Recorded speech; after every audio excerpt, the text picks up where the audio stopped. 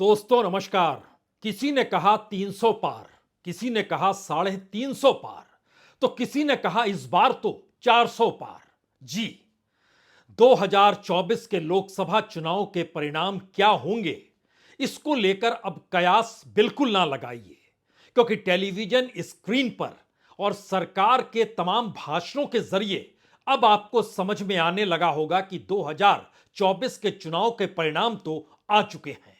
और सबसे बड़ा चुनाव तो जिन 5 राज्यों में हुआ है, उस परिणाम ने जतला दिया कि अब सामने कोई नहीं है। और कमोवेश इसी अंदाज में कितने परसेंट वोट बढ़ जाएंगे, कितनी सीटें बढ़ जाएंगी, इसी बात का जिक्र हो चला है। वो टेलीविजन स्क्रीन पर रेंगते हुए आंकड़े और उसके पीछे एक ओपिनियन पोल की धारणा। तो जरा कल्पना कीजिए, जिस देश के भीतर में मीडिया खबरों को ना दिखाता हो, इस देश में घटने वाली घटनाओं को लेकर अपना नजरिया रख पाने में असफल साबित हो चुका हो, मीडिया जहां पर सूचनाएं भी दे पाने की स्थिति में ना आ रहा हो, वहां पर वह 4 महीने बाद क्या होने वाला है इसको बताने के लिए होड़ लगी हुई है। और होड़ भी ऐसी वैसी नहीं है।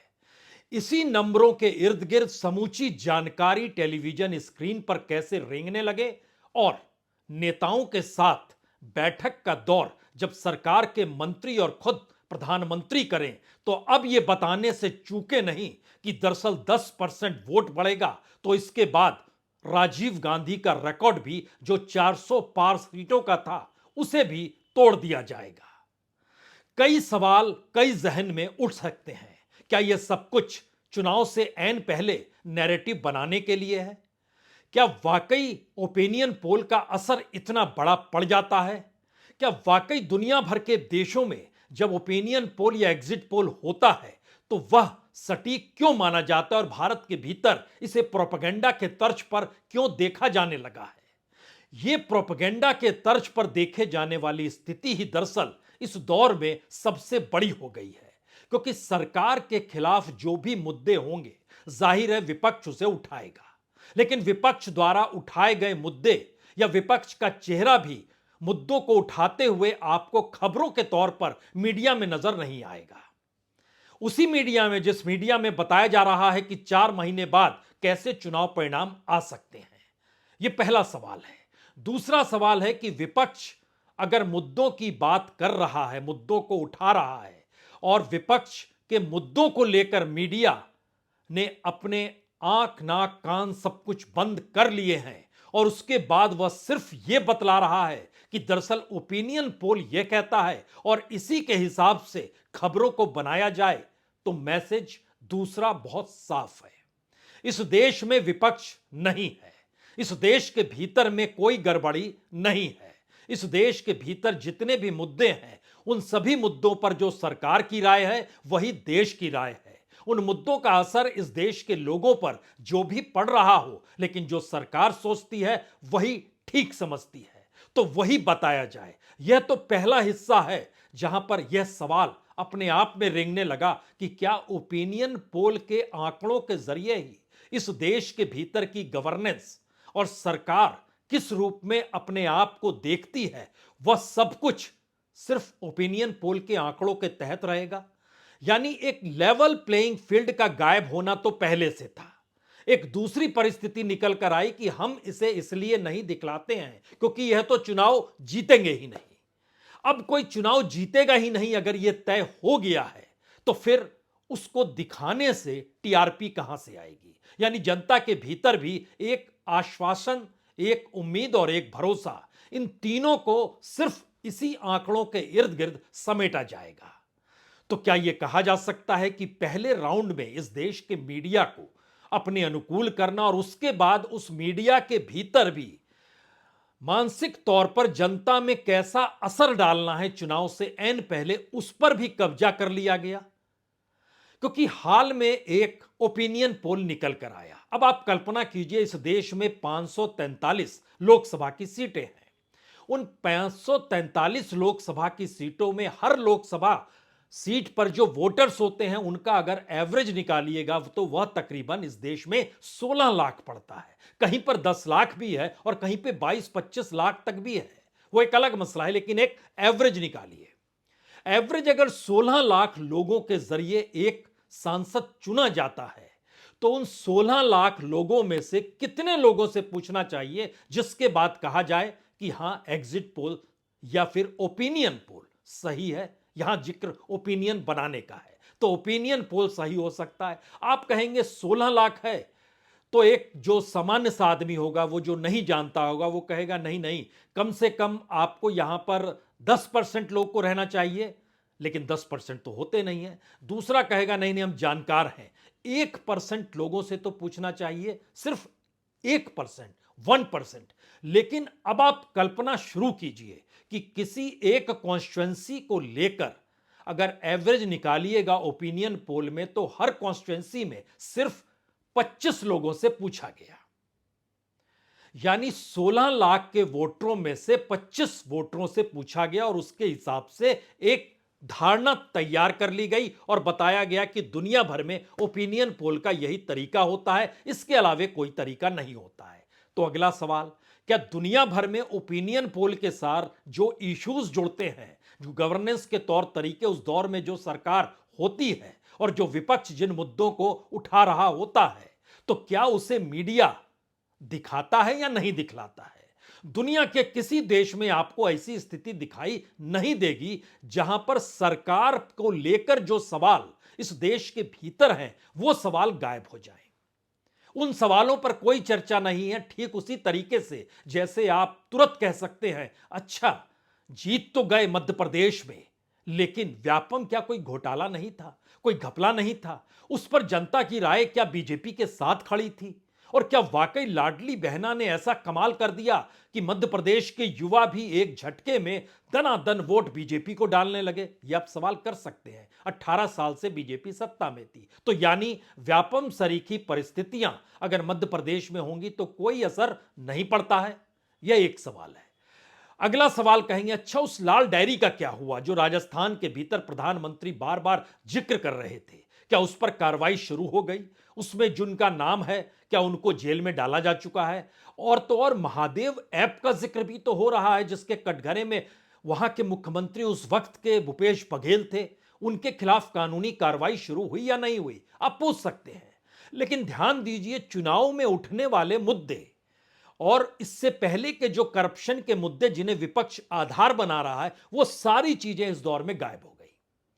बचा क्या? चुनाव का परिणाम बचा, जो लोकतंत्र के लिए सबसे बेहतरीन रिजल्ट है। लेकिन रिजल्ट आने के बाद के परसेप्शन और रिजल्ट बनाने के परसेप्शन, इन दोनों परिस्थिति के बीच भी आपको खड़े होना होगा। तो क्या यह कहा जाए कि ओपिनियन पोल होना चाहिए, और जो ओपिनियन पोल करते हैं या जो एजेंसियां काम कर रही हैं, इस दौर में उनका बिजनेस मॉडल ठीक उसी तरीके से है जैसे इस देश में मेन स्ट्रीम मीडिया का पूरा बिजनेस मॉडल सरकार के जरिए चलाए जाने लगा? क्योंकि 2015 से लेकर 2019 तक की स्थिति देखिएगा तो तकरीबन एवरेज निकलेगा 5,000 करोड़ रुपए टेलीविजन मीडिया को, और इतना ही तकरीबन प्रिंट मीडिया को विज्ञापनों के जरिए सरकार ने दिया। और जब ये नहीं देते थे तो उससे हटकर जो बाजार में विज्ञापनों के जरिए जो पैसे की कमाई होती थी, वह भी तकरीबन इतनी ही थी। यानी विज्ञापनों पर आप निर्भर ना रहें, सरकार पर निर्भर हो जाए। जो विज्ञापन है वो तो अलग से आप ले लीजिए अपनी टीआरपी की रेस में, लेकिन जो सरकार की टीआरपी को बढ़ाएगा उसके लिए अलग से एक बजट है। यह बात तो मेन स्ट्रीम मीडिया को लेकर शुरू से चली आ रही है, खास तौर से इस अमृतकाल के वक्त में। लेकिन क्या ऐसा भी संभव है कि जो ओपिनियन पोल करते कराते हैं उनके जरिए ओपिनियन पोल कैसा आए, और उसे इस देश के भीतर में जो मीडिया का लाइसेंस लेकर लोगों को खबरें बताते हैं, वह उस ओपिनियन पोल को दिखलाएं और उसके बाद वह ओपिनियन पोल ही खबर में तब्दील हो जाए और कहा जाए कि बाकी मुद्दे तो ठीक है, लेकिन देखिए यहां पर यह जीत रहा है। तो आप कैसे कोई सवाल खड़ा कर सकते हैं? आप कैसे कह सकते हैं कि महाराष्ट्र में शिवसेना टूट गई, उसके बावजूद भी पिता के साथ की संवेदनाएं बेटे उद्धव ठाकरे के साथ जुड़ेगी, आप कैसे कह सकते हैं? क्योंकि ओपिनियन पोल तो यह कहता है। आप कैसे कहेंगे कि शरद पवार और भतीजे अजीत पवार के भीतर जो लकीर खिंची उसका ज्यादा लाभ जो बीजेपी के साथ अजीत पवार चले गए उनको नहीं मिलेगा? उन्हीं को मिलेगा, क्योंकि ओपिनियन पोल यह कहता है। यानी इस देश के भीतर की जो घटनाएं घट रही हैं उस पर मीडिया क्रिटिकल नहीं होगा, बल्कि मीडिया उस ओपिनियन पोल का ही आसरा ले लेगा और वही कवच के तौर पर काम करेगा कि देखिए ये ओपिनियन पोल काम कर रहा है, हम तो नहीं कहते थे, ओपिनियन पोल ने कहा है, हमारी कोई खबर भी नहीं है। अब यहां पर एक तीसरा और बड़ा सवाल, इस देश के भीतर में इस दौर में जितने भी मुद्दे थे, मान लीजिए 5-7 मुद्दों को हम आपके सामने रखते हैं जिससे कुछ चीजें और साफ होगी। उससे जुड़ा हुआ तबका, वो तबका एक वोटर के तौर पर होगा, उसकी राय क्या हो सकती है? क्या वो मानकर चलता है कि जिन्होंने इस स्थिति को बिगाड़ दिया, जो नई सत्ता को वो चुनकर लाएंगे, पहले से उसने मान लिया कि वह शायद और बिगाड़ देगी स्थिति? ये हो सकता है, बिल्कुल हो सकता है। नेता की गारंटी रहे और खुद प्रधानमंत्री अपनी गारंटी के साथ मैदान में उतर चुके हों तो फिर कुछ भी हो सकता है। क्योंकि ध्यान दीजिए, एमएसएमई का इस देश में कितनी बड़ी तादाद में बंद होना, स्टार्टअप का बंद होना और स्टार्टअप के लिए लिक्विडिटी का ना बाजार में हो पाना, इस देश के भीतर में प्राइवेटाइजेशन यानी प्राइवेट सेक्टर ने भी अपनी हथेलियों को बंद कर लिया, क्योंकि इस देश के भीतर में बाइंग कैपेसिटी लोगों के खत्म होती चली जा रही थी, पैसा नहीं है। बेरोजगार और महंगाई, इन दो परिस्थिति को बताने की जरूरत होनी नहीं चाहिए, लेकिन यहां पर जिक्र किसानों का करने की जरूरत है, क्योंकि किसान प्रधानमंत्री की एक जाति भी है। प्रधानमंत्री ने जो 4 जातियों का जिक्र किया उसमें गरीब भी है और किसान भी है। उस किसान को लेकर जब प्रधानमंत्री ने ऐलान किया था कि आपकी आय दुगनी हो जाएगी, उस समय से लेकर आज की तारीख तक उस समय जो बीज की कीमत थी, जो खाद की कीमत थी, जो डीजल की स्थिति थी, डीजल इसलिए उपयोग में क्योंकि आपको ट्यूबवेल के जरिए पानी निकालना पड़ता है जमीन से, जो आप सिंचाई करते हैं, और भारत के भीतर सरकार का अपना इंफ्रास्ट्रक्चर 27 से 29% के बीच ही रेंकता है जहां वो सिंचाई की व्यवस्था करा पाई है। तो वह भी कीमत लगभग 3 से 5 गुना बढ़ गई। तो अगर आय दुगनी हो भी गई हो, जो हुई नहीं है, एक लिहाज से अब जो अनाज उपजाने में जो खर्च होता है उससे ज्यादा अब अनाज को उपजाने के लिए जो कच्चा रॉ मटेरियल, जो बीज की शक्ल में, खाद की शक्ल में, ट्रैक्टर की शक्ल में, इस तरीके से चीजों को लेके आते हैं, उसमें ज्यादा खर्च होने लगा, 3 से 5 गुना बढ़ गया। तो आय तो बढ़ी नहीं, बढ़ी भी होगी तो भी नहीं बढ़ी, क्योंकि इनकी कीमत बढ़ गई। तो उत्पादन में जो खर्च होता है वह आय भी नहीं मिल पा रही है, और इसीलिए बार बार एमएसपी का धोखा सरकार देती है। अब किसान रूठेगा नहीं, आप कह रहे हैं नहीं रूठेगा, क्योंकि ओपिनियन पोल में रूठ नहीं रहा है। तो फिर ओपिनियन पोल के आंकड़े बता रहे हैं कि सरकार तो बहुमत के साथ बहुत आगे बढ़ चुकी है, तो फिर क्या होगा?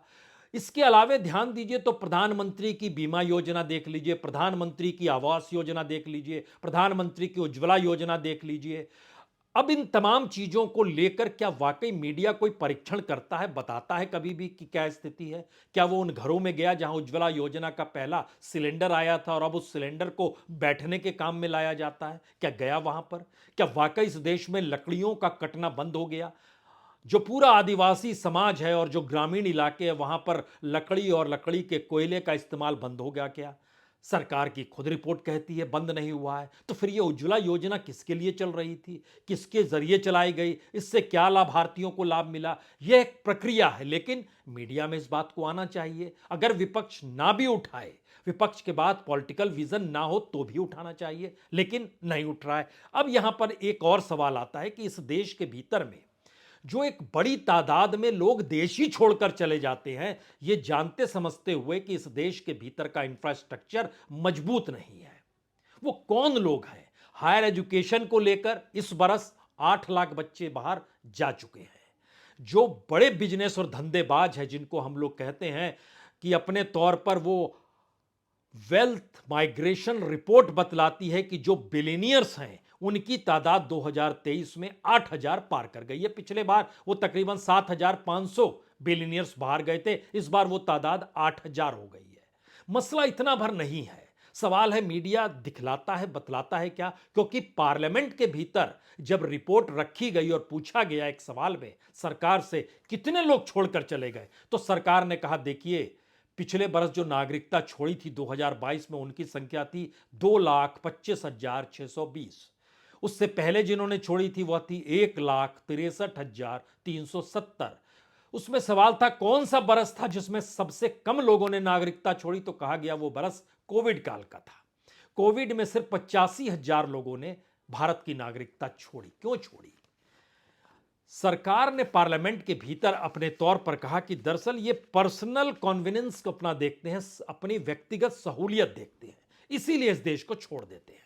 अच्छी बात है, लेकिन जब लोगों से पूछा गया और इंटरनेशनली जो हैंडली प्राइवेट वेल्थ माइग्रेशन रिपोर्ट निकल कर आई, उसने बोला जी इसके 5-6 कारण हैं जो भारत में इतनी बड़ी तादाद में लोग देश छोड़कर जा रहे हैं। पहला है ओवर हाई टैक्स लिया जाता है यहां पर। दूसरा है सिक्योरिटी, यानी जो कानून व्यवस्था का मसला है वो भी आके खड़ा हो गया।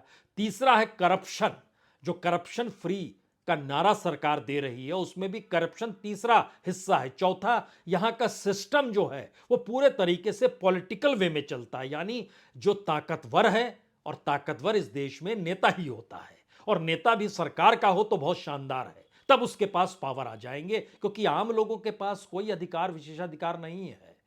तो सिस्टम नहीं है। और पांचवी चीज बताई कि बेटर एजुकेशन के लिए, और सरकार ने भी कहा हां अपने बच्चों को पढ़ाई के लिए कुछ लोग इस देश की नागरिकता छोड़कर बाहर चले जाते हैं। अब आप सोचिए कि हम इन तमाम मुद्दों का जिक्र सिर्फ इसलिए कर रहे हैं कि इस देश के भीतर के हालात जो सरकार को एक दो नहीं दर्जनों मुद्दों को लेकर कटघरे में खड़ा करते होंगे, अगर उसका जिक्र ही नहीं हो रहा है और एक झटके में ओपिनियन पोल आपकी आंखों के सामने रेंगने लगे और कहने लगे कि देखिए यह सत्ता फिर से जीत रही है, तो आप क्या करेंगे? तो आप कहेंगे अच्छा लोकतंत्र का मतलब तो वोट डालना है, और वोट डालने को लेकर ही तो ये ओपिनियन पोल है। तो जनता ने तो बता दिया वो किसे वोट देंगे। तो एक तरफ हर कॉन्स्टिट्यूंसी में 25 लोगों से पूछना है, और दूसरी तरफ इस देश की राजनीतिक सत्ता के अनुकूल रिजल्ट बना देना है, या सत्ता ही उस रिजल्ट को बना के देती है कि देखिए इतना कम से कम हमारे हक में रहना चाहिए कि हम 272 के नीचे किसी भी हालत में ना जाएं। तो क्या ओपिनियन करने वाली कंपनियों से भी कोई ताल्लुकात पॉलिटिकल पार्टीज के होते हैं? बिल्कुल होते हैं। जैसे मीडिया के होते हैं वैसे ही इनके भी होते हैं। इनका भी उठना बैठना नेताओं के साथ होता है।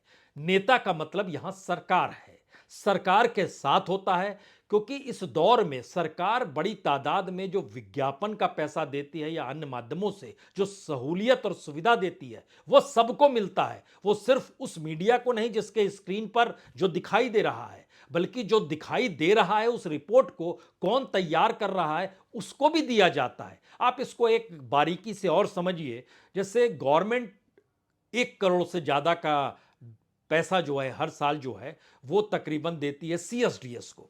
सीएसडीएस एक मानक संस्था है। सीएसडीएस ने को ध्यान दीजिएगा तो वो अक्सर परसेंटेज पे काम करती है कि इतना परसेंट इस पार्टी को वोट मिलेगा। वो सामाजिक और आर्थिक परिस्थितियों का अध्ययन करती है। लेकिन पिछले चुनाव में क्या हुआ?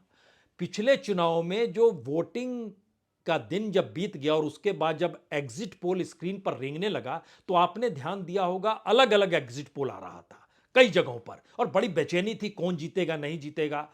और बीजेपी कह रही थी, सरकार कह रही थी हम ही हर जगह जीतेंगे, और खास तौर से इस पट्टी के भीतर में जो हिंदी पट्टी या जो भारत के भीतर का मध्य हिस्सा बताते हैं, राजस्थान, मध्य प्रदेश और छत्तीसगढ़, हम ही जीतेंगे, और वो जीत गए।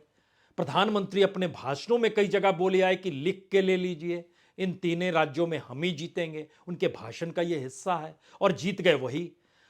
अब सवाल यह है कि इस पूरी प्रक्रिया के बाद एक झटके में सामने लोकसभा चुनाव खड़ा है, और उस लोकसभा चुनाव के मद्देनजर जो ओपिनियन पोल आएगा वह भी इन एजेंसियों से आएगा। सीएसडीएस का जिक्र हमने सिर्फ इसलिए किया क्योंकि इन चुनावों में आखिरी दिन जब काउंटिंग होनी थी उससे एक दिन पहले सीएसडीएस की एक रिपोर्ट आई जिसमें बताया गया कि हां इन राज्यों में बीजेपी चुनाव जीत जाएगी। उस सीएसडीएस को पैसा गवर्नमेंट देती है। अब गवर्नमेंट के अनुकूल भी ना रहिएगा और पैसा भी लीजिएगा तो वहां डायरेक्टर कैसे आप रह पाएंगे? नहीं रह पाएंगे, आपको छोड़ना पड़ेगा। तो सवाल बहुत साफ तौर पर निकलने लगा कि क्या यह माना जाए कि दरअसल पर्दे के पीछे जो आपस में सहमति इस देश के संस्थानों को लेकर हम आप जो अभी तक सीबीआई, आईटी और ईडी तक सोचते थे और वह होते होते मीडिया तक मान लीजिए गया, तो अब उसके साथ साथ इस देश के भीतर में जो कंटेंट भी निकल कर आता है वह भी मैनेज होता है क्या? किसी पर शक की कोई गुंजाइश खड़ी मत कीजिए, क्योंकि जब ओपिनियन पोल होता है तो क्या वह उन इश्यूज को पकड़ता है, जिन इश्यूज को, जिन मुद्दों को लेकर इस देश के भीतर लोगों के जहन में सवाल हो, जिन सवालों को मान लीजिए हमने 8-10 सवालों का जिक्र किया, क्या यह होता है क्या? दुनिया में भारत टॉप पर है कि भारत छोड़कर बाहर जाने वाले लोग जो भारत में पैसा भेजते हैं, जिसको रेमिटेंस कहते हैं, वो पैसा 2024 के मार्च तक दुनिया में भारत में आने में पहली कंट्री होगी, टॉप पर होगी। 125 बिलियन डॉलर ये रेमिटेंस होगा जो बाहर से भारत आएगा। 125 बिलियन डॉलर का बजट तो इस देश की जनता के लिए भी सरकार का नहीं है। और आसानी से समझेंगे तो इसको और आसानी से समझिए कि 5 किलो फ्री का अनाज साल भर का 2.25 लाख करोड़।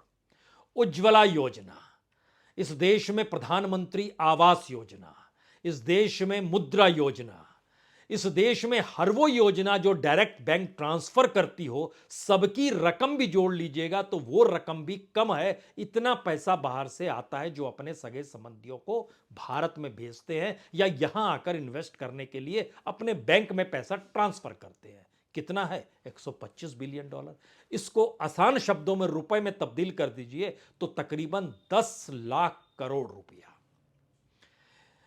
अब सवाल यह है कि जब हमारे देश की इकोनॉमी के भीतर ही इतना बड़ा सुराख है तो क्या मीडिया पर यह सवाल नहीं आना चाहिए कि हमारी इकोनॉमी चल कैसे रही है? लेकिन नहीं आएगा।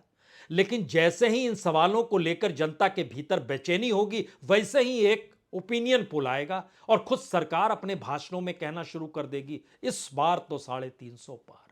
तभी कोई निकल के दूसरा शख्स आएगा, बोलेगा नहीं नहीं इस बार 400 पार।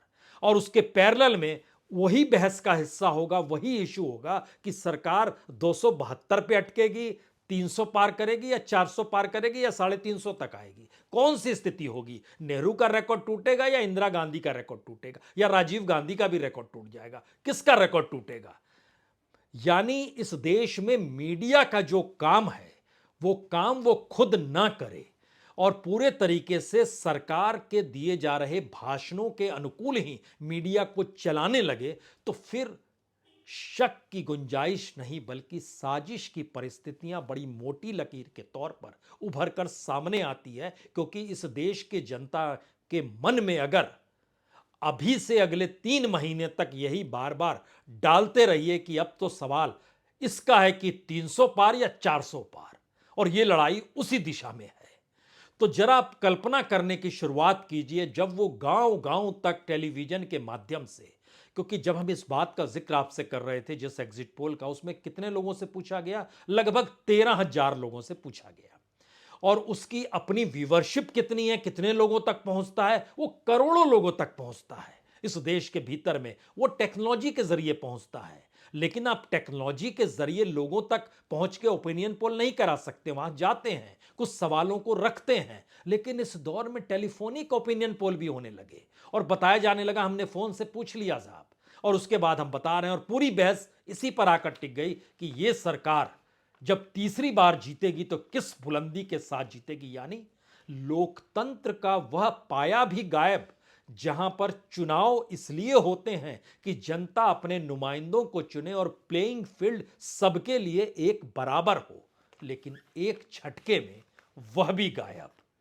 अब आखिर में आप सवाल ईवीएम का मत उठा दीजिएगा, क्योंकि इसका एक मतलब तो यह भी होगा कि नैरेटिव बना दीजिए और वोट छाप दीजिए। ऐसी स्थिति नहीं नहीं, ऐसी स्थिति नहीं होगी। लेकिन इस नैरेटिव के आश्रय अगर चलिएगा तो ओपिनियन पोल नहीं, 24 के मई के महीने का रिजल्ट आपके सामने है। फिर भी लोकतंत्र। बहुत बहुत शुक्रिया, बहुत बहुत शुक्रिया।